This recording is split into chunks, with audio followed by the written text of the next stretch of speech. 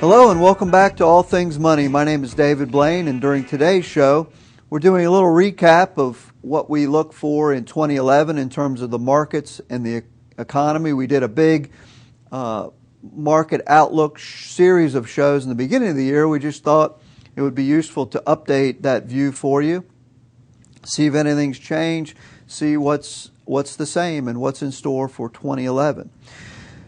As I mentioned in the first segment, we think that a cyclical bull market peak may be likely sometime in 2011. Rising interest rate pressures, valuation problems, simply the fact that we've gone so long without a correction all lead us to be somewhat cautious as we enter the mid-year 2011.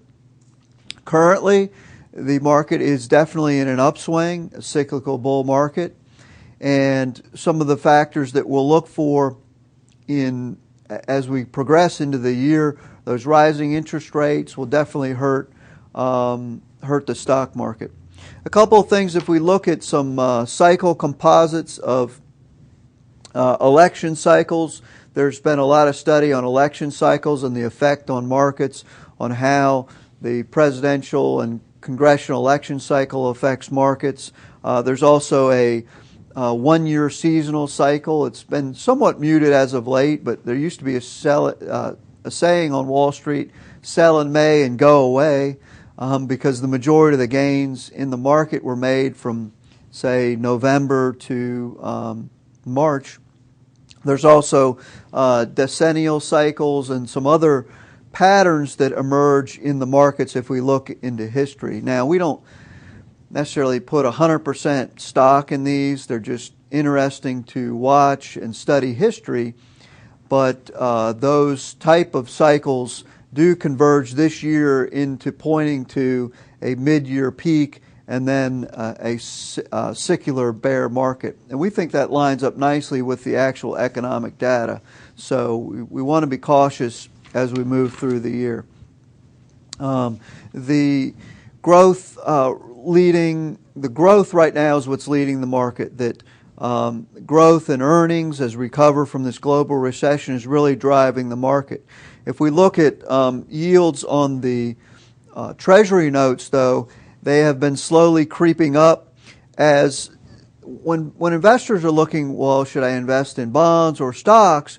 They typically look at either the earnings yield of the stock market or the dividend yield, and then what they can earn on bonds. And so if you can earn 1% on bonds and earn an earnings yield of 7-8% on stock with the potential to grow, well, people typically will go invest in the stock market. And that's one of the things that drives growth in the stock market, is this comparison between all things. What can I do with my money? Stick it in a bank, earn nothing. Invest in treasuries, earn nothing.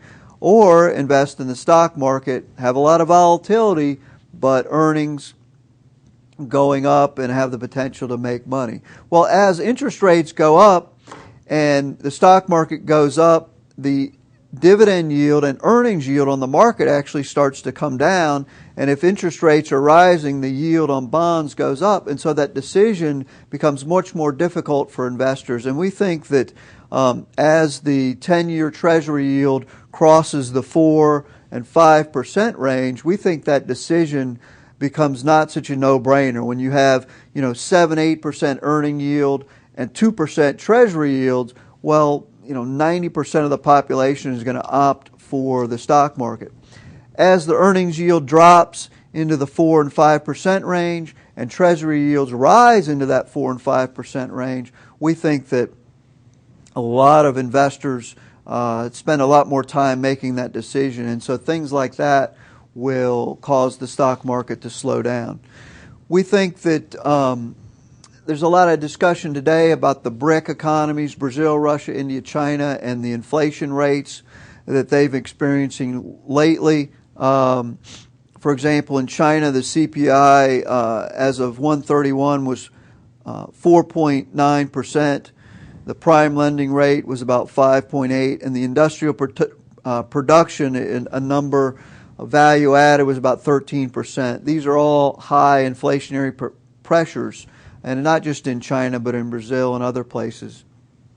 And we think that these threats are cyclical and not necessarily the end of the rise of the emerging economies. That we think emerging markets, are not going to all of a sudden just fade back into oblivion.